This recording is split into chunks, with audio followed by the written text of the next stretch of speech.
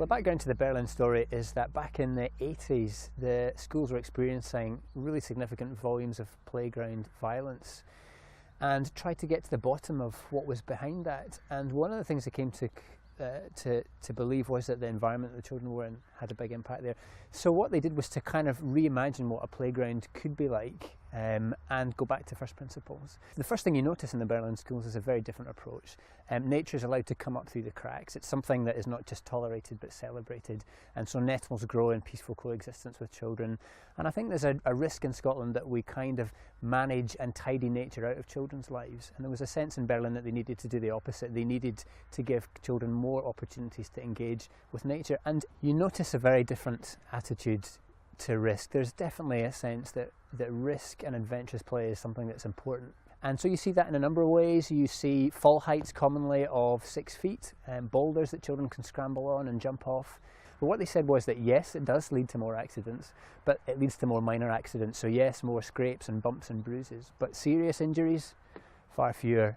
And there's a lot of research that says when children are presented with more obviously risky scenarios, they change their behaviour.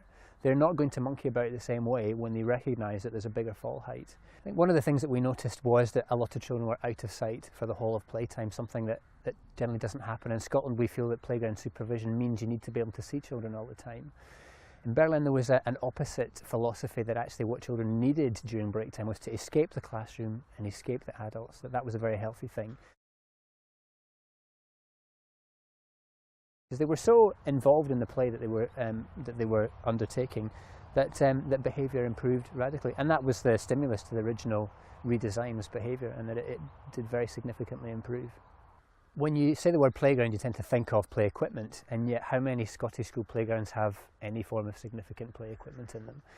In Berlin, again, a common aspect of play provision there.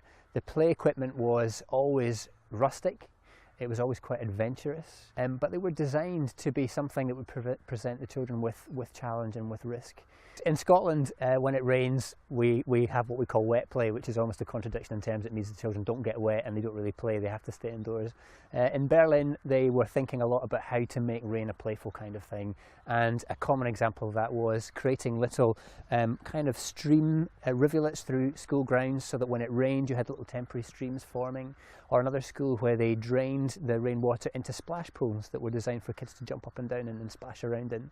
One of the challenges with Berlin, of course, was you couldn't escape the city very easily to go to the countryside, and so there was a lot of emphasis on bringing the countryside into the city. And so these playgrounds became, and still are today, a very important community asset. So after the school bell rings, they become effectively a community park space. So adults who came to collect their children would commonly stay there for quite a while after school, talk to each other, catch up on the local gossip, let their children play.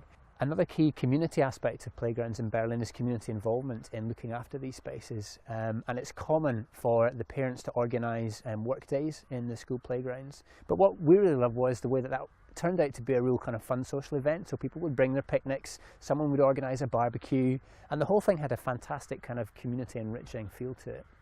I think the message is that there is definitely another way, that another way is possible. This isn't just something you can do in theory, but the Berlin schools demonstrate it's a practical possibility. We're not saying that we have to copy everything they've done in Berlin. I think we can find Scottish ways of doing some of that. So it's not necessarily about copying everything, but what's clear is we can do better and we can do more.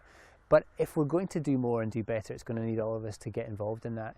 At a national level, Grounds for Learning is campaigning and working and resourcing and supporting. But actually we need the support of teachers, of parents, of practitioners, of the sorts of people who are watching this film if we're going to make this happen. And we would urge everyone to think about what they could do. We'd strongly encourage you to send a link to this film to people you think should see it. We've got a report that covers much of this ground on our website. We'd like you to pass that on to parents, to teachers, to your head teacher, to your management team, to your counsellor, to whoever you think might have an influence in Scottish school playgrounds. There's a big prize here, which is really the way our children grow up and the quality of experiences that they have. And with your support and working together, we think we can get there, we can make it.